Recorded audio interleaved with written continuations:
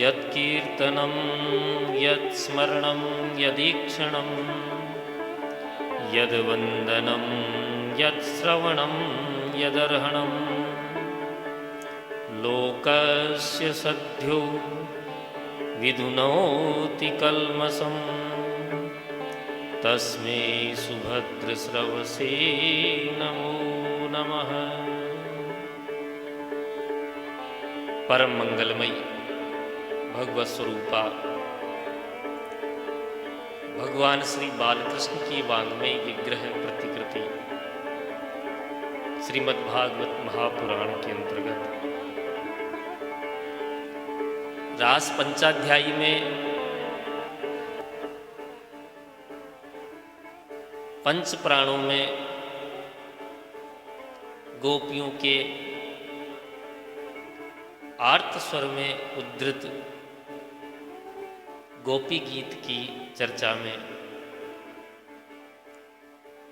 विराजमान सभी भक्तवृंद और भक्तिमयी माता, आज परम पुनीत शरद पूर्णिमा का महापर्व है और आज से ही हम लोग गोपी गीत पर आधारित ये हरि चर्चा करने जा रहे हैं। श्रीमद्भागवत कल्प वृक्ष के समान है। इसका भक्ति पूर्वक प्रेम पूर्वक पाठ करके अपने अभिष्ट फल को प्राप्त किया जा सकता है। कल्प वृक्ष के पास जाकर फल चाहने वाले को तद विषयक जैसी इच्छा होती है, जैसी प्रार्थना अनिवार्य होती है, वैसे ही इस भागवत कल्प वृक्ष के समीप अपने अभिष्ट फल की प्राप्ति के लिए अपने चित्त की वृत्ति को प्रेममय बनाकर प्रगाढ़ अनुरागात्मिका भक्ति को प्रकट करना अनिवार्य है। कल्प वृक्ष के पास जाकर भी आप कुछ चाहना ही चाहोगे, मांगना ही चाहोगे। उसी प्रकार यहाँ भी उस भक्ति को प्रकट करना अनिवार्य है। श्रीमद्भागवत आत्मीय परम सुहृद आप्त के समान वास्तविक हित की मंत्रणा देने वाला मंत्री है। भवसागर में डूबते हुए लोगों का उद्धारक ये तारक है। संसार की इस भवाटवी में भ्रांत होकर भटकने वालों के लिए उनके श्रेयो मार्ग का विश्वस्त पथ प्रदर्शक है। श्रीमद्भागवत के अध्ययन से तत्व ज्ञान होता है, किंतु अनुरागात्मिका श्री कृष्ण भक्ति के बिना यह सहज गम्य नहीं है। अतः तत्व ज्ञान का मुख्य साधन श्री कृष्ण भक्ति ही है।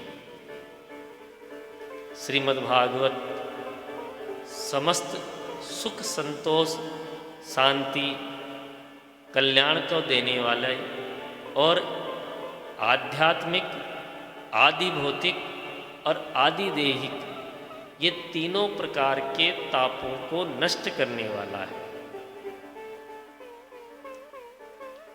श्रीमद्भागवत भक्ति ज्ञान वैराग्य का अथाह समुद्र है। श्रीमद्भागवत के अध्ययन अथवा श्रवण से मनुष्य यह समझ पाता है कि प्रत्येक प्राणी में परमेश्वर का निवास है। जब यह ज्ञान मनुष्य को हो जाता है तब अधर्म का अभिनिवेश समाप्त हो जाता है, क्योंकि दूसरों को दुखी करना अपने स्वयं को ही दुखी बनाने के समान है। तब सच्चे धर्म में उसकी स्थिति सहज भाव से हो जाती है। उसका हृदय दया से आर्द्र हो जाता है। वह वास्तव में अहिंसक रहता है। परस्पर प्रेम और प्राणी मात्र के प्रति दया का भाव स्थापित करने के लिए इससे बढ़कर और कोई साधन नहीं है। निष्कर्ष यही है कि मन की वृत्तियों को प्रेममय बनाना आवश्यक है।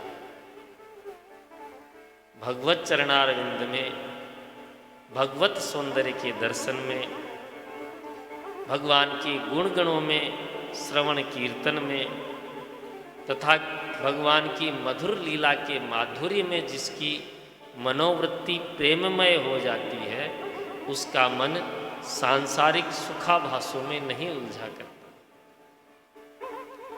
ये तो वास्तविक सुख आनंद की अभिलाषा किया करते हैं। जिसके मन का भाव प्रेममय हो जाता है, उसी को भगवान अपना भक्त समझते हैं। इस प्रेममयी भक्ति की महिमा कहते हुए यशोदानंदन भगवान श्री कृष्णचंद्र अपने सखा प्रवर, भक्त प्रवर उद्धव से कह रहे हैं कि न साधयति मां योगो न सांख्यम। हे उद्धव, मेरे प्रति वृद्धिगत हुई भक्ति जिस प्रकार भक्त को मेरे समीप ले आती है, उस प्रकार न साधयति माम योगो, कोई योगी भी उसको साध नहीं सकता। न सांख्यम, कोई सांख्य उसको नहीं साध सकता। न स्वाध्यायरत पस्त्यागो यथा भक्तिर्ममोर्जिता।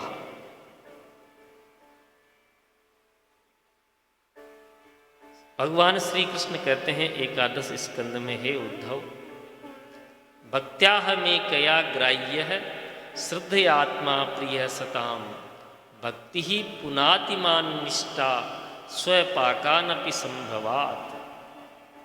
एकमात्र श्रद्धापूर्वक भक्ति ही मेरी प्राप्ति होना सुलभ करा सकती है। अधिक क्या बताऊं कि स्वपाकानपि संभवात, कुत्ते का मांस भक्षण करने वाला चांडाल भी, उसको भी मेरी भक्ति पवित्र कर देती है।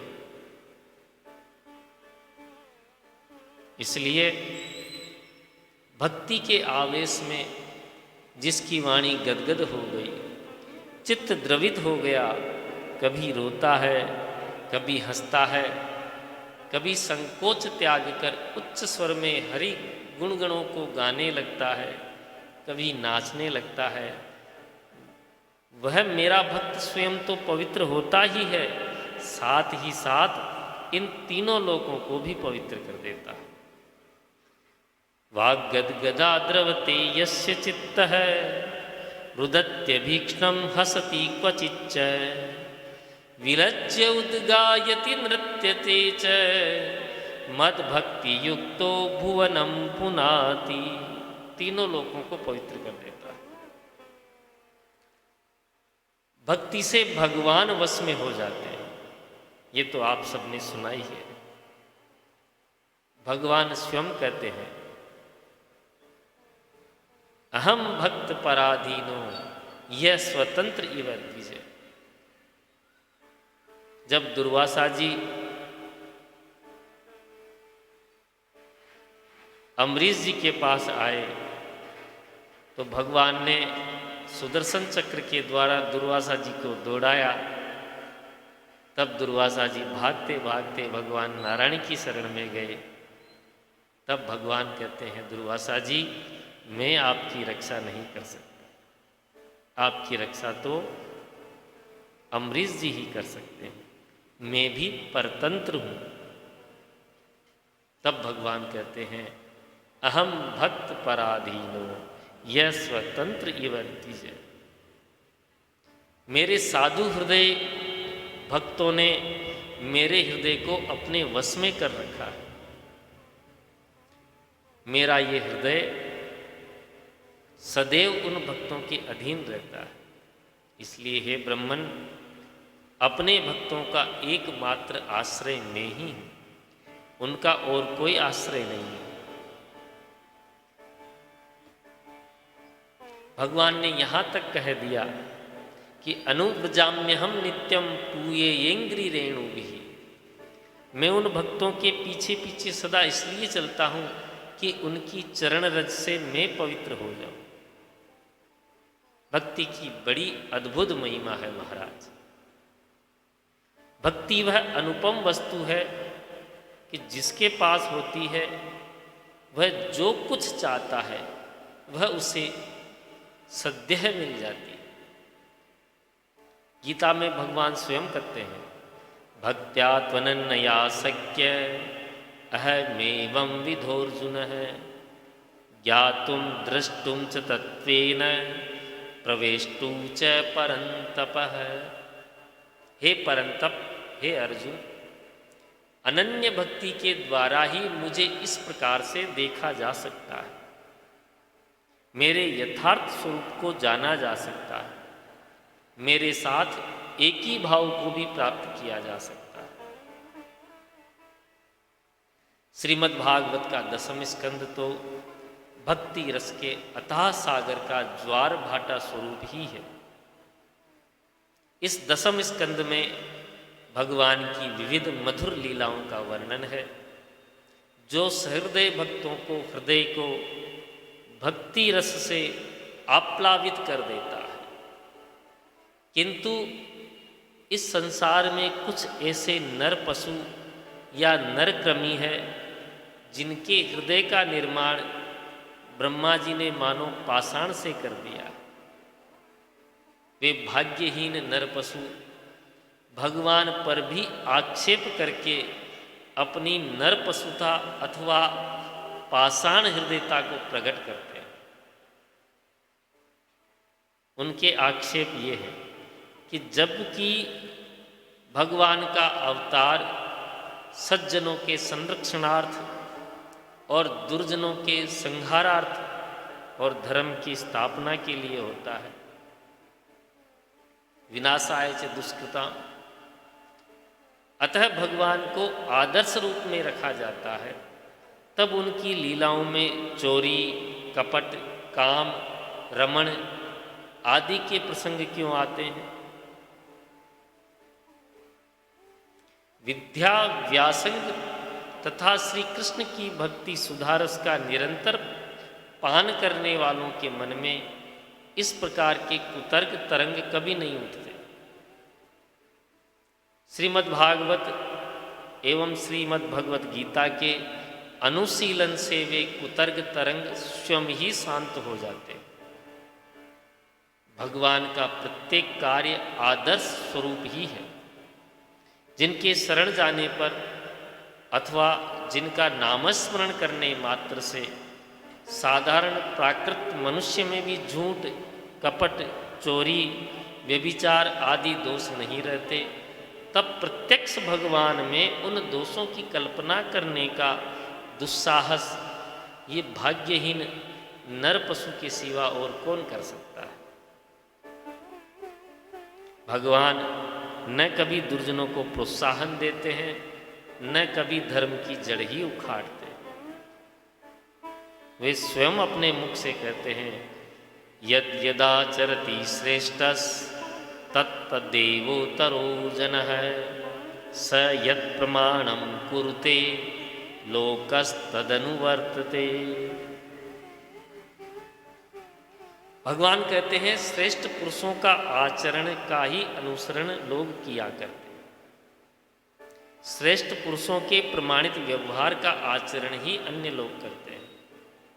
गीता जी में कहते हैं प्रभु कि हे अर्जुन, यद्यपि मेरे लिए इस संपूर्ण त्रिलोकी में कुछ भी कर्तव्य करने को नहीं है, कोई भी प्राप्तव्य, कोई भी वस्तु ऐसी नहीं है जो मुझे प्राप्त नहीं है, तो भी मैं कर्म करता हूँ। यदि मैं कर्म न करूं तो लोगों की बड़ी हानि होगी, क्योंकि हे अर्जुन, मनुष्य मात्र मेरी कर्तव्यशीलता को देखकर ही अपने कर्तव्य पालन में तत्पर रहते हैं। तो गीता जी में इस संदर्भ में स्पष्ट हो रहा है कि लोक शिक्षा में बाधक बनने वाला कोई भी अनैतिक कर्म भगवान के द्वारा किया जाना कथपि संभव नहीं है। श्रीमद् भागवत में प्रयुक्त काम, रमण, रति आदि शब्दों के कुत्सित अर्थों का मन में आना ही कुत्सित मलिन हृदय होने का प्रमाण है। उनके निर्दुष्ट अर्थों का परिज्ञान प्राचीन प्रामाणिक व्याख्याओं से कर लेना चाहिए। भगवान स्वयं अपने श्रीमुख से गीता जी में कहते हैं, मत चिंता मद्गत प्राणा बोधयन्तः परस्परम कथयन्तस्य माम नित्यम तुष्यन्ति च रमन्ति च। कि जिनके चित्त प्राण मुझ में ही लगे रहते हैं, जो निरंतर मेरे ही गुणों की चर्चा परस्पर किया करते हैं, मेरी ही लीलाओं का वर्णन करते हुए सदा प्रसन्न रहते हैं, वे मुझ वासुदेव में निरंतर रमण करते हैं।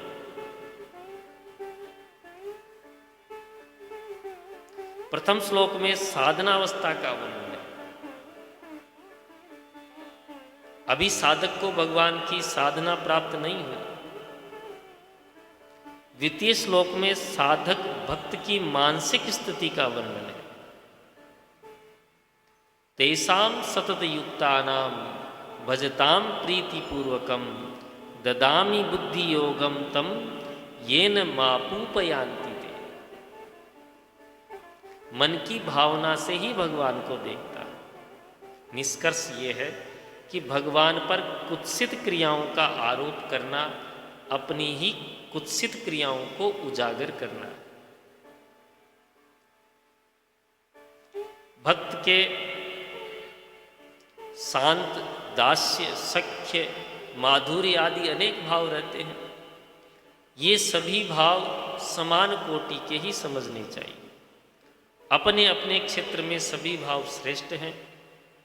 जिन भक्तों को जो भाव प्रिय हो उसके लिए वही भाव सर्वोत्तम। हनुमान जी ने दास्य भाव को सर्वोत्तम मानकर उसे स्वीकार किया। वसुदेव देवकी, नंद जसोदा ने वात्सल्य भाव को सर्वोत्तम समझकर उसे स्वीकार किया। राधा रानी और गोपी जनों ने माधुर्य भाव को ही सर्वोत्तम मानकर स्वीकार किया। इस माधुर्य भाव में प्राकृत साधारण लौकिक स्त्री पुरुषों की तरह काम वासना जनित अंग संग की कोई कुत्सित क्रिया नहीं।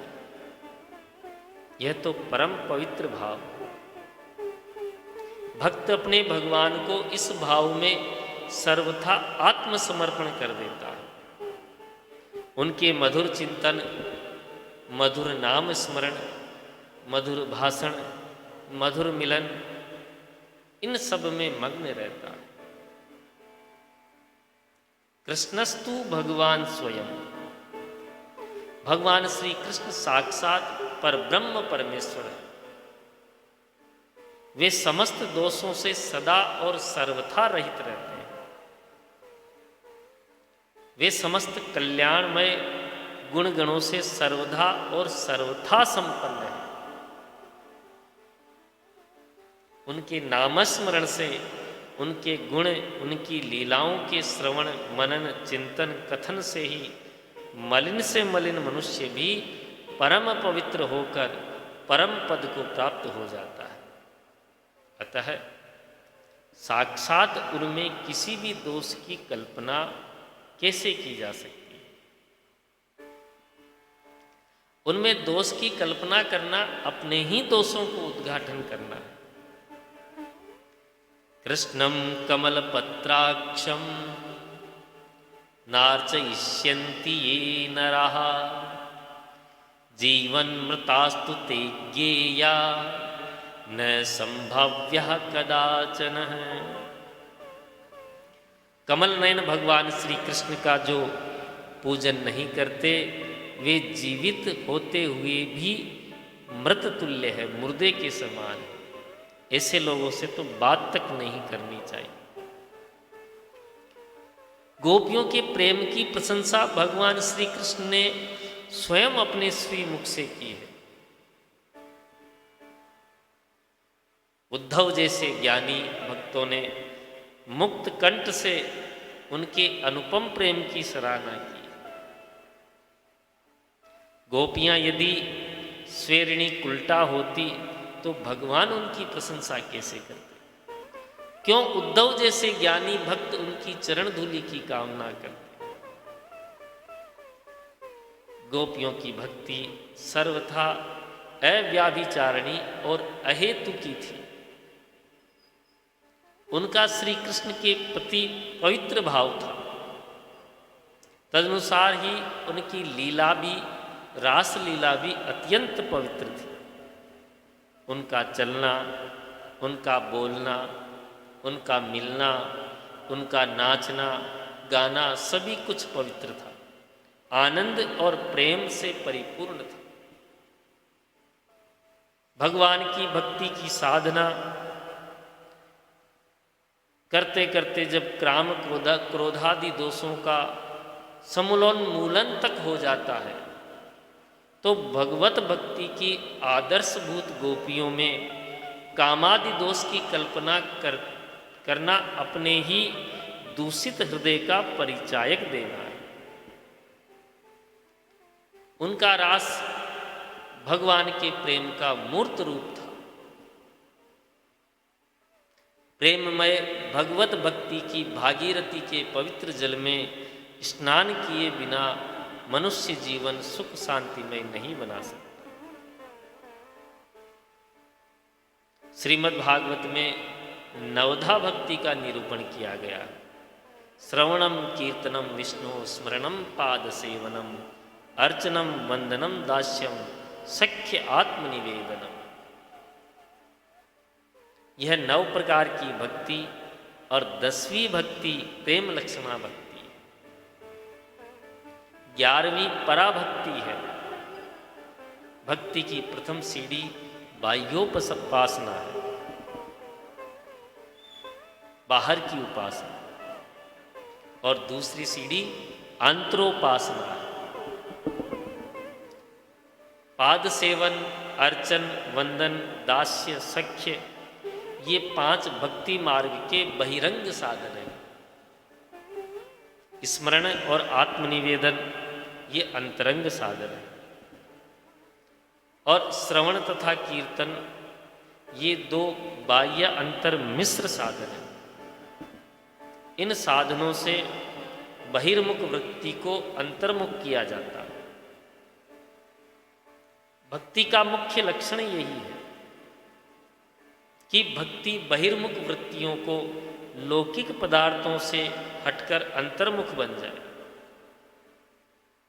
जिससे मनोवृत्ति अपने भगवान के आराध्य स्वरूप में विलीन हो सके।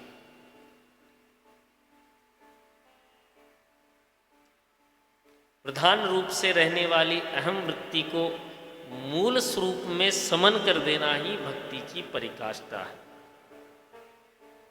और अहंकार वृत्ति को अपने मूल कारण रूप में भगवान को विलीन कर देना अंतरोपासना है। सा परानुरक्ति ईश्वरे, परमेश्वर के प्रति निर्तिशय प्रेम होना ही पराभक्ति है। सांसारिक पदार्थों के प्रति जो प्रेम होता है उसे राग कहते हैं। धनादि विषयों के प्रति जो प्रेम रहता है उसे आसक्ति कहते हैं। किंतु भक्ति तो परमेश्वर के प्रति रहने वाले प्रेम को ही कहा जाता है।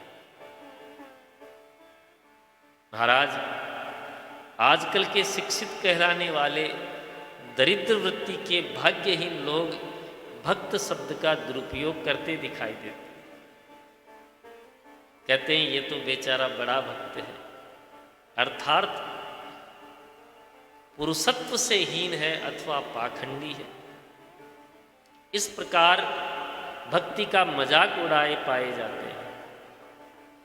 वास्तविक भक्ति को समझने वाले बहुत थोड़े से सात्विक वृत्ति वाले भाग्यवान लोग होते हैं। यांत्रिक भक्ति करने वाले लोगों की संख्या ही अधिक संख्या में दृष्टिगोचर होती है। साधन भक्ति के प्रभाव से मनुष्य क्या नहीं कर सकता? मतलब सब कर सकता है।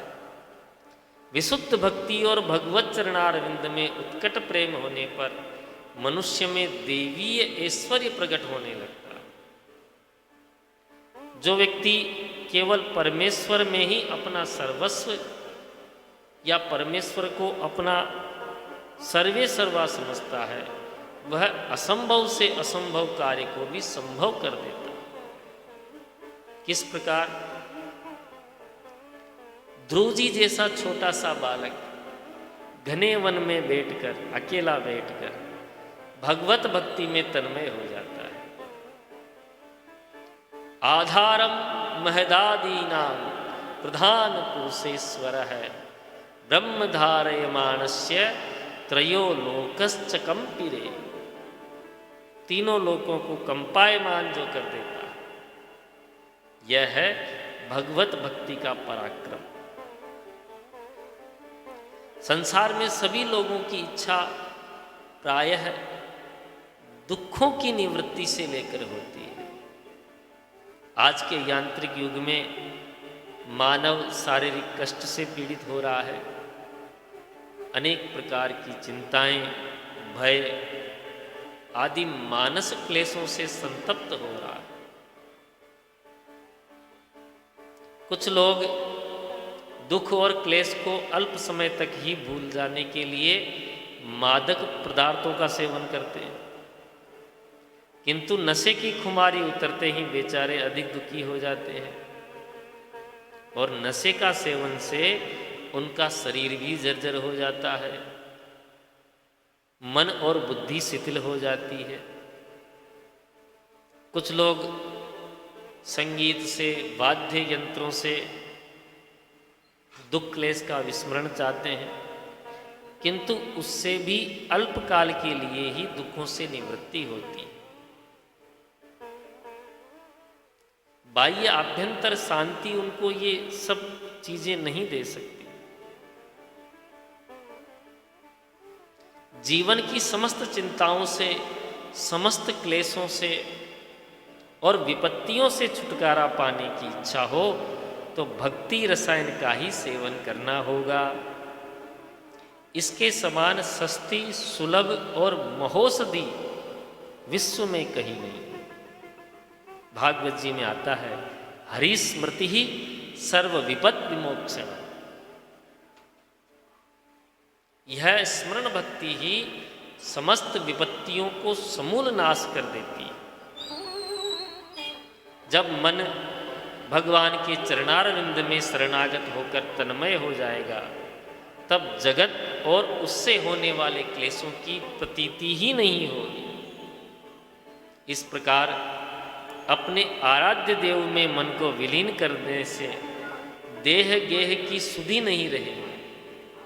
उस अवस्था में पहुंच जाओगे जहां सुख, शांति और परमानंद की सतत वर्षा होती रहती है।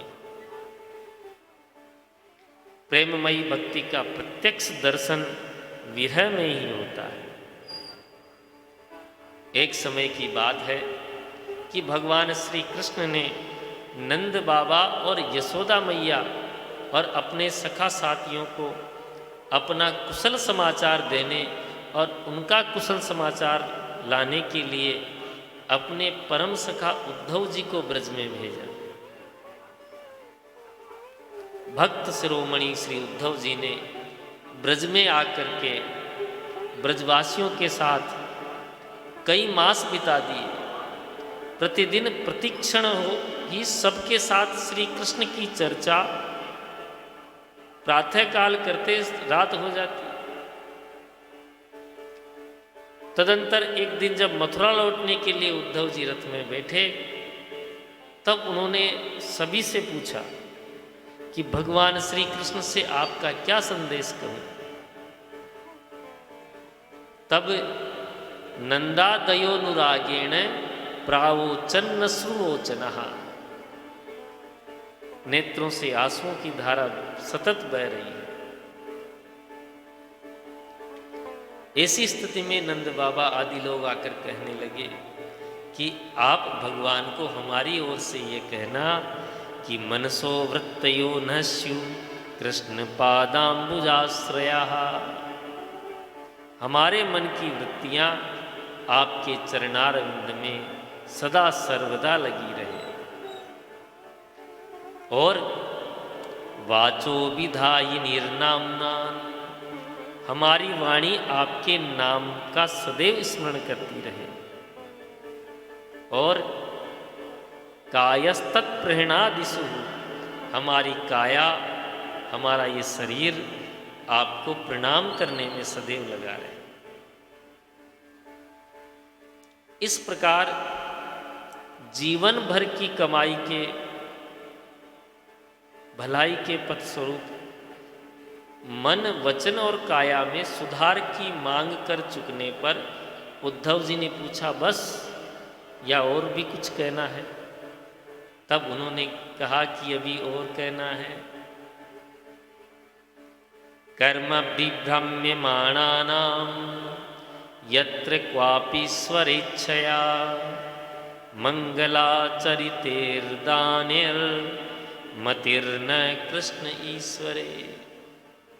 उनके फलस्वरूप हमारी बुद्धि सदा सर्वदा कृष्ण में बनी रहे। किसके फलस्वरूप?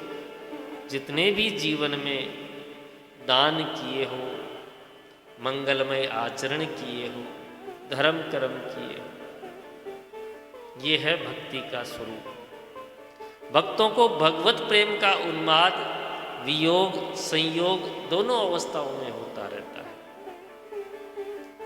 भगवान श्री कृष्ण के साथ रहने वाली, श्री कृष्ण के साथ विहार करने वाली द्वारिका की श्री कृष्ण पत्नियों का मन भगवान की लीला में इतना तन्मय हो जाता है कि उन्हें स्मरण ही नहीं रहता कि हम श्री कृष्ण के समीप हैं।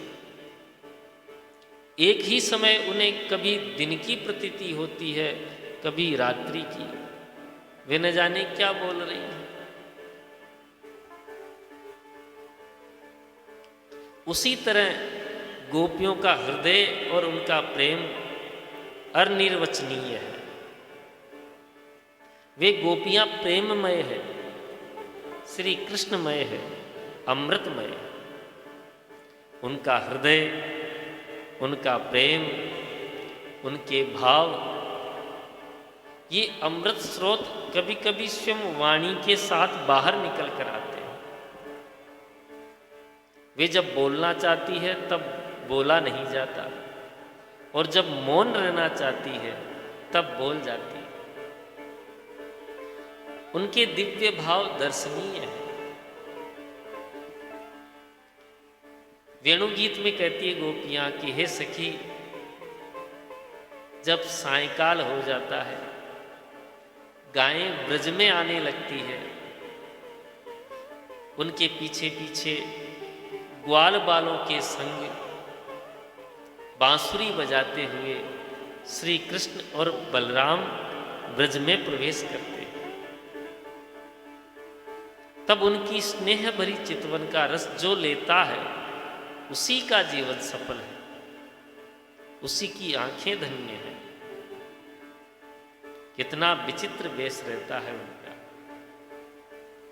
गोपियां वर्णन करती है, आम्र मंजरियां, कोमल कोमल पल्लव, पुष्पों से स्तबक और कमलों की माला, गोप बालकों के बीच गाते हुए वे एक श्रेष्ठ नट के समान जान पड़ते हैं। रंध्रान वेणु रधर सुदया। गोपियां कहती है कि जिस बंसी की ध्वनि सुनकर वापियों को रोमांच हो जाता है, कमल खिलने लगते हैं, वृक्षों के आंसू बहने लगते हैं, उनसे मद की धारा बहने लगती है, उस बांसुरी ने कौन सी तपस्या की? उल्टे वह तो गोपियों का अधिकार छीन लेती है, अर्थात श्री कृष्ण की अधर सुधारस का पान कर जाती है। हो न हो सखी, उसने कोई बहुत पुण्य कार्य किया है। जब श्री कृष्ण बांसुरी बजाते हैं तब उसी के स्वर में ताल मिलाकर मयूर नृत्य करने लगते हैं।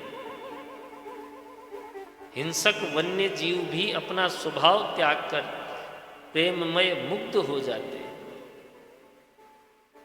श्री कृष्ण के चरण चिन्हों से चर्चित ये वृंदावन धाम संपूर्ण भूमंडल के यश का विस्तार कर रहा है। जब श्री कृष्ण बांसुरी बजाते हैं तब हिरनियां अपने पतियों के साथ प्रेम भरी चितवन से उनके विचित्र वेश को देखकर सम्मान करती हैं।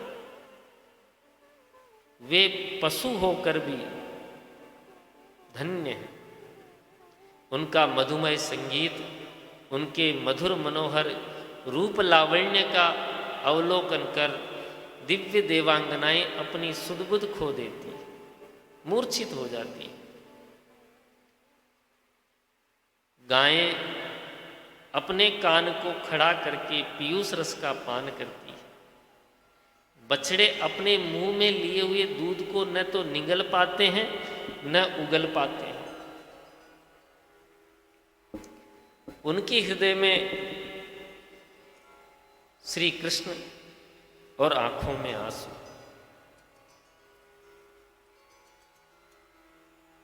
वन के पक्षी लता वेष्टित तरुओं की रुचिर शाखाओं पर बैठे बैठे आंखें मूंद करके मूक होकर श्री कृष्ण की बांसुरी सुना करते हैं। धन्य है श्री कृष्ण की लीला। चलो हम भी देखें। गोपी जन वल्लभ वृंदावन बिहारी भगवान श्री कृष्ण की दिव्य मधुर रसमयी लीलाओं का रहस्य अवगत करने का सौभाग्य बिरले ही लोगों को प्राप्त होता है। जिस प्रकार भगवान चिन्मय है उसी प्रकार उनकी लीला भी चिन्मयी है। सच्चिदानंद रसमय साम्राज्य के परम उन्नत स्तर में यह लीला हुआ करती है। कभी कभी तो ब्रह्म साक्षात्कार संपन्न महात्मा लोग भी इस लीला रस सुधा सिंधु की बूंद का आचमन तक नहीं कर पाते। भगवान श्री कृष्ण की इस परमोज्ज्वल दिव्य लीला का यथार्थ प्रकाश तो भगवान की स्वरूप भूता आह्लादनी शक्ति श्री राधा रानी वृषभानुनंदिनी ही और तदंग भूता प्रेममयी गोपियों के हृदय में होता है और वे ही उन्मत्त होकर बंधन मुक्त होकर भगवान की इस परम अंतरंग रसमयी लीला का आस्वादन करती है। क्योंकि ये श्री कृष्ण गत प्राणा श्री कृष्ण रस भावित मति हो चुकी है। गोपियों का तन मन धन सभी कुछ प्राण प्रियतम श्री कृष्ण के चरणारविंद में समर्पित हो चुका है। वे संसार में जी रही थी एकमात्र श्री कृष्ण के लिए। उनकी निर्मल और योगिंद्र दुर्लभ पवित्र बुद्धि में श्री कृष्ण के सिवा अपना कुछ था ही नहीं। श्री कृष्ण के लिए ही, श्री कृष्ण को सुख पहुंचाने के लिए ही, श्री कृष्ण की निज सामग्री से ही श्री कृष्ण को पूजकर, श्री कृष्ण को सुखी देखकर वे अपने को सुखी समझती हैं। प्रातःकाल निंद्रा टूटने से लेकर रात्रि में सोने तक जो कुछ भी करती थी वे सब अपने आराध्य श्री कृष्ण के लिए करती। यहां तक कि उनकी निंद्रा भी श्री कृष्ण को समर्पित है। स्वप्न में, सुषुप्ति में, दोनों में ही श्री कृष्ण की शांत और मधुर लीला को देखती और अनुभव करती है। रात को दही जमाते समय श्याम सुंदर की मधुर छवि का ही ध्यान करती हुई प्रेममयी प्रत्येक गोपी ये अभिलाषा करती कि मेरा दही सुंदर जमे, श्री कृष्ण के लिए जमे। इस दही को बिलोकर मैं बढ़िया सा बहुत सा माखन निकालूं और उसे उतने ही ऊंचे छेके पर रखूं जितना श्री कृष्ण के हाथ आसानी से पहुंच सके। फिर मेरे प्राणधन श्री कृष्ण अपने सखाओं को साथ लेकर हंसते हुए क्रीड़ा करते हुए मेरे घर में पदार्पण करेंगे, माखन लेंगे, लुटाएंगे, आनंद मग्न होकर मेरे आंगन में नाचेंगे और मैं किसी कोने में छिपकर उनकी ये मधुर मधुर लीलाएं अपनी आँखों से देखकर अपने जीवन को धन्य बना सकूं और अचानक ही उन्हें पकड़कर अपने हृदय से लगा लूंगी। गोपियों का ये तो सर्वस्व भगवान श्री कृष्ण है, संपूर्ण जगत ही उनका है। वे भला किसकी चोरी करेंगे? चोर तो वास्तव में वो लोग हैं जो भगवान की वस्तु को अपनी मानकर ममता आसक्ति में फंसे रहते हैं, दंड के पात्र होते हैं।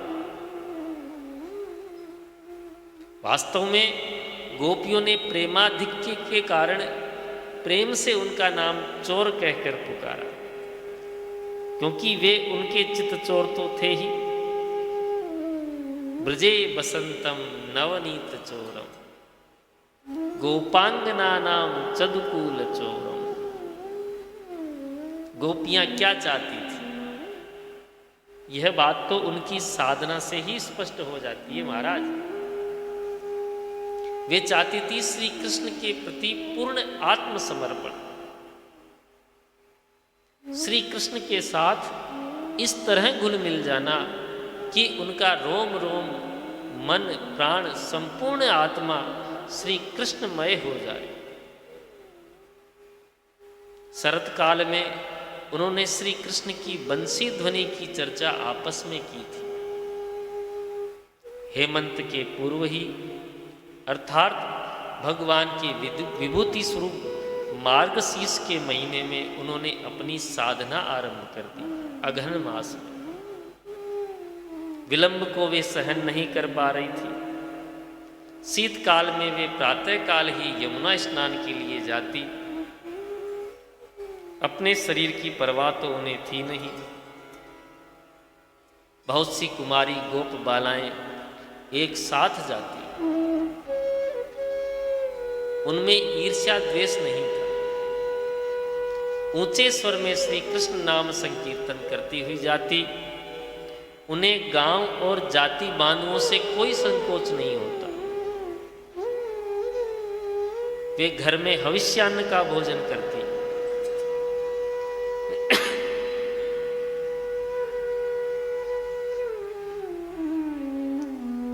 श्री कृष्ण के लिए इतना व्याकुल हो गई कि उन्हें माता पिता का भी संकोच नहीं।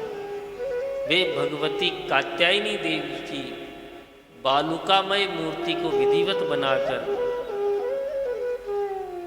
उनकी पूजा मंत्र जप करती। कात्यायनी महामाई महायोगिन नदीश्वरी। अपने इस कार्य को सर्वथा उचित और प्रशस्त मानती थी। उन्होंने अपना परिवार, कुल, धर्म, संकोच, यहाँ तक कि व्यक्तित्व सब कुछ भगवान को अर्पण कर दिया।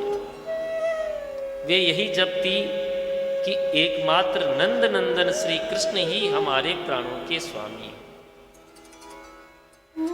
श्री कृष्ण तो वस्तुतः उनके स्वामी थे ही। वेदी भक्ति का पर्यवसान रागात्मिका भक्ति में है और रागात्मिका भक्ति का पूर्ण समर्पण के रूप में परिणति हो जाती है। उसी को चीरहरण की लीला द्वारा समझाया गया है। श्री कृष्ण चराचर प्रकृति के एकमात्र अधीश्वर है। समस्त क्रियाओं के कर्ता, भोक्ता और साक्षी भी वही है। ऐसा एक भी व्यक्त या अव्यक्त पदार्थ नहीं है जो उनके सामने नहीं हो। वे भगवान सर्वव्यापक अंतर्यामी है, संपूर्ण विश्व के आत्मा है। उन्हें स्वामी, गुरु, पिता, माता, सखा, पति आदि अनेकों रूप में मानकर लोग उनकी उपासना करते हैं। श्रीमद् भागवत दसम स्कंद का श्रद्धापूर्वक, भक्तिपूर्वक पाठ करते रहने पर यह रहस्य तथ्य समझ में आता है। गोपियां श्री कृष्ण के वास्तविक स्वरूप को जानती थी। वेणु गीत, गोपी गीत, युगल गीत, श्री कृष्ण के अंतर्धान हो जाने पर गोपियों के अन्वेषण में इस बात को कोई भी पवित्र भाव का व्यक्ति समझ सकता है।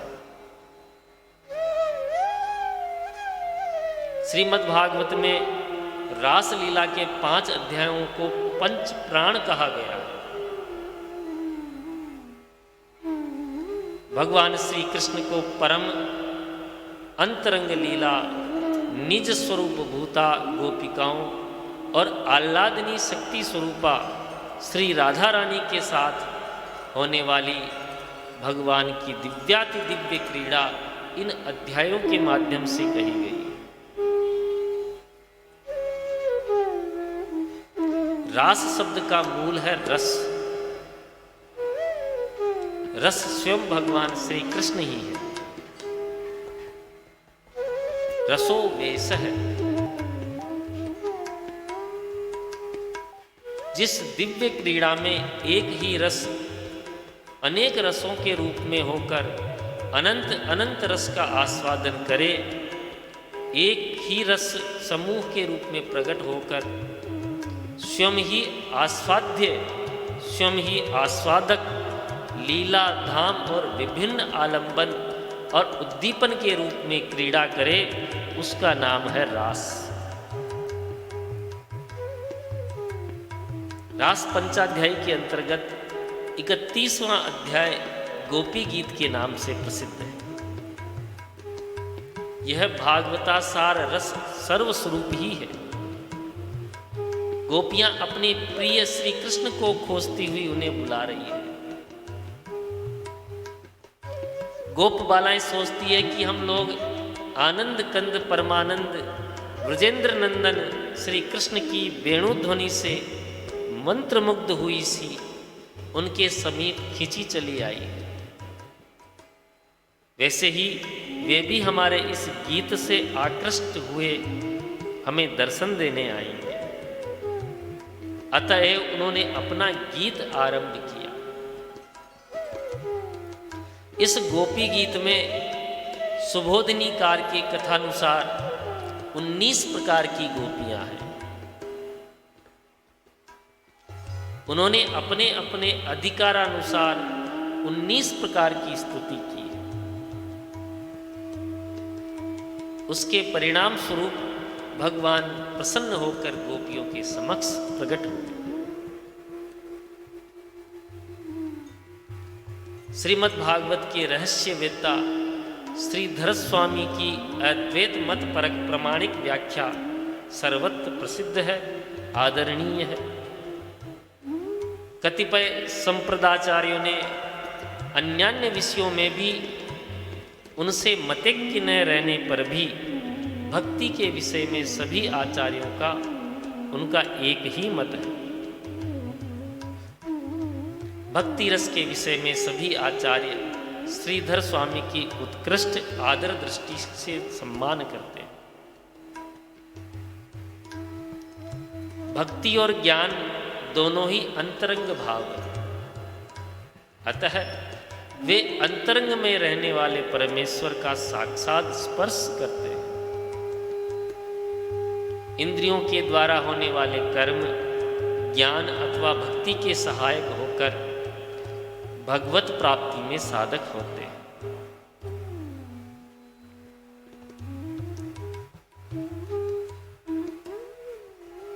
वियोग ही संयोग का पोषक होता है। अभिमान और मद ही भगवान की लीला में बाधक बनते हैं। तथापि भगवान की दिव्य लीला में दिव्य मान और दिव्य मद भी इसलिए हुआ करते हैं कि उनसे लीला में रस और अधिक पुष्ट हो। भगवान की इच्छा से ही गोपियों में लीलानुरूप मान और मद का संचार होते ही भगवान श्री कृष्ण अंतर्धान हो गए। हृदय में लेस मात्र भी मान और मद के रहते हुए वह व्यक्ति भगवान के सम्मुख रहने का अधिकारी नहीं हो सकता। भगवान के समीप रहने पर भी उसे कभी भगवान का दर्शन नहीं होगा। भक्त के उत्कट प्रेम भाव को देखकर ही वे उसके मान और मद को दूर कर देने के लिए स्वयं ही अनुग्रह कर दें तो और बात है।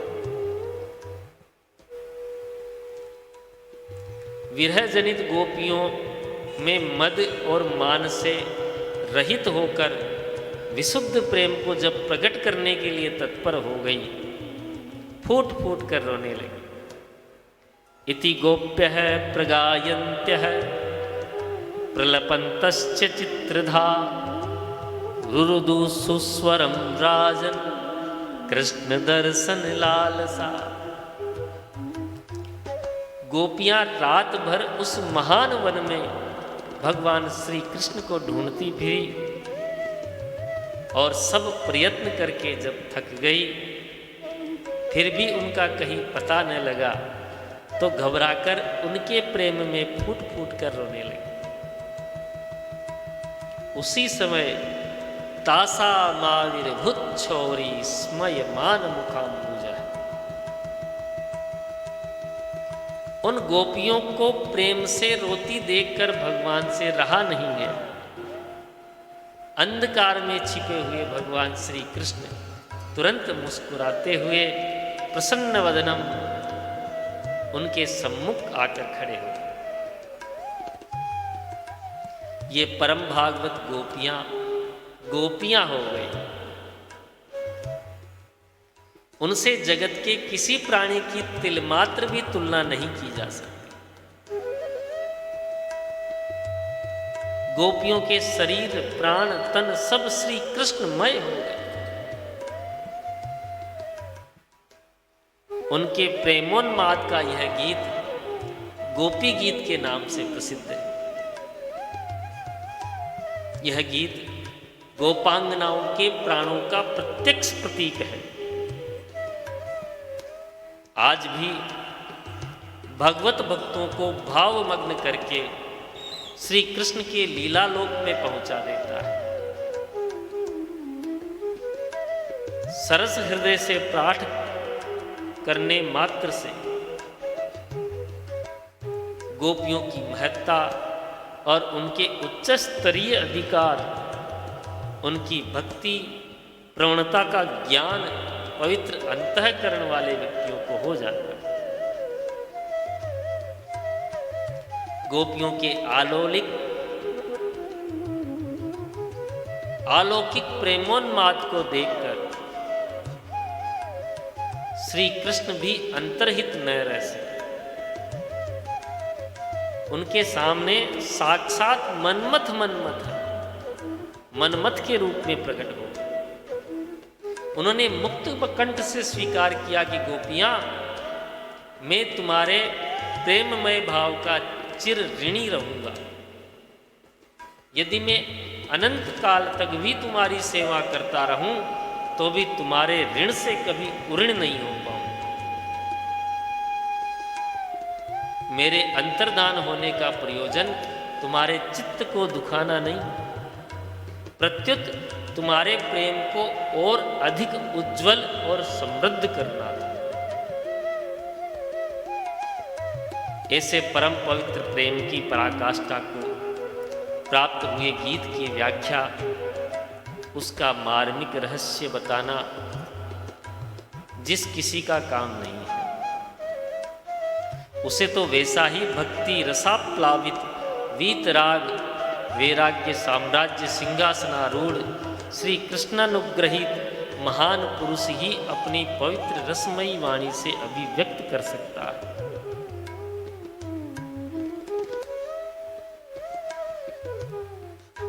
इस युग में एकमात्र महापुरुष, परम तीव्र वैराग्य संपन्न धर्म सम्राट, साक्षात सुखावतार पूज्यपाद प्रातः स्मरणीय श्री 108 करपात्र स्वामी चरण जैसे संत गोपी गीत जैसे लोकोत्तर गीत के रहस्य में अपनी वेदुष्यपूर्ण रसमयी वाणी से अभिव्यक्त करने में समर्थ हो सकते हैं।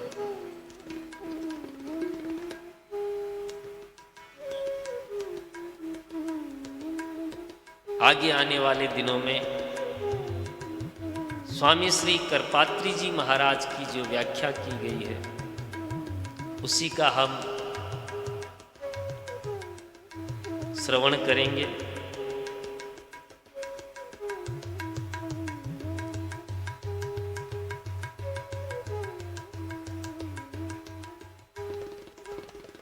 महाराज श्री के आशीर्वाद का ये पवित्र फल है।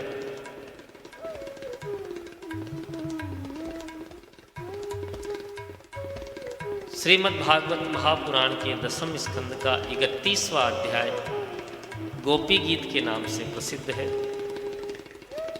यह अत्यंत भावपूर्ण गीत है। जितना ही अधिकाधिक इसके पठन पाठन, श्रवण मनन एवं अर्थानुसंधान में प्रवृत्त हुआ जाए उतना इसके लोकोत्तर दिव्य रस की अधिकाधिक उपलब्धि होती है।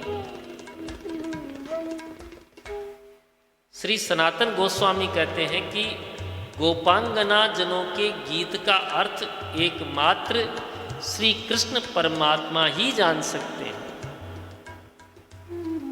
कृष्णेक गम्यो वागार्थ है।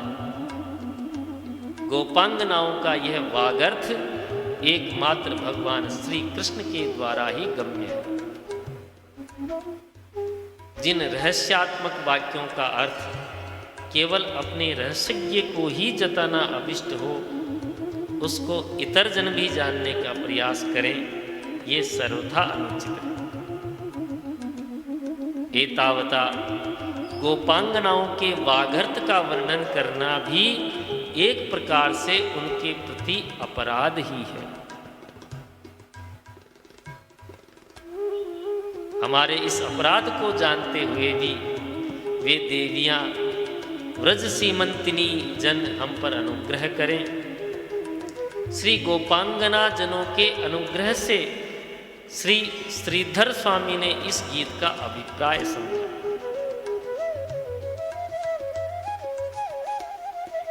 गौड़ संप्रदाय के सभी आचार्य अद्वैतवाद एवं मायावाद के संबंध में श्री श्रीधर स्वामी से कुछ विप्रतिपत्ति रखते हुए भी भक्ति रस के संबंध में उनका अत्यंत सम्मान करते हैं।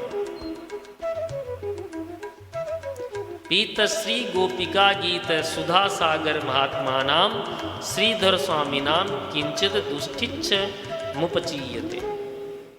अर्थात महात्मा एवं महापुरुष श्रीधर स्वामी ने गोपिका गीत सुधासार का पान किया, उनके उच्छिष्ट रस का हम संचयन करते हैं। आचार्यगण का कथन है कि गोपांगना जनों ने इस अभिलाषा से कि जैसे हम लोग आनंद कंद परमानंद ब्रजचंद्र श्री कृष्ण के वेणु निनाद से मंत्र मुग्ध हो उनकी सन्निधान में ब्रज तक खिंची चली आई है, वैसे ही भगवान श्री कृष्णचंद्र भी हमारे इस गीत से आकृष्ट होकर हमको दर्शन देंगे। अपना गीत आरंभ किया। गोपी गीत के अंत में 32वें अध्याय के प्रारंभ में ही स्पष्ट कहा गया, तासा माविर्भुच्छोरी स्मयमान मुखाम्बुज है पीतांबरधर सृग्वी साक्षात मनमथ मनमथ। आनंद कंद परमानंद ब्रजचंद्र साक्षात मनमथ मनमथ श्री कृष्णचंद्र उन ब्रज वनिताओं का दुख अपहरण करते हुए उनके मध्य में आविर्भूत हुए। अस्तु आचार्यगण कहते हैं जैसे इस गीत के महात्म्य से गोपांगना जनों के लिए भगवान का दर्शन सुलभ हो गया, वैसे ही जो भी इस गीत का श्रद्धा भक्ति समन्वित श्रवण मनन करेंगे अथवा विवेचन में प्रवृत्त होंगे, उनके लिए भी नंद नंदन श्री नवल किशोर श्री कृष्णचंद्र के दर्शन सुलभ हो जाएंगे। ब्रजधाम का विस्तार बहुत अधिक है। ब्रज साहित्य के अनुसार मध्य गोवर्धन यत्र, गोवर्धन पर्वत के चतुर्दिक प्रसारित भूमि खंड ही श्रीमद् वृंदावन धाम है, जो वृद्धधाम से उद्व्याप्त है। ब्रजधाम की स्तुति से ही गोपांगनाएं अपने गीत का शुभारंभ करती हैं। श्री नंद नंदन ब्रज किशोर के प्रेम में विभोर, भावुकों का सर्वस्व श्री ब्रज तत्व महामहिम अलौकिक एवं अपार वैभवशाली भगवत धाम की प्रदक्षिणा करते हैं। गोपांगनाएं भी स्तवन द्वारा श्री ब्रजधाम की वाणीमय परिक्रमा करती हैं।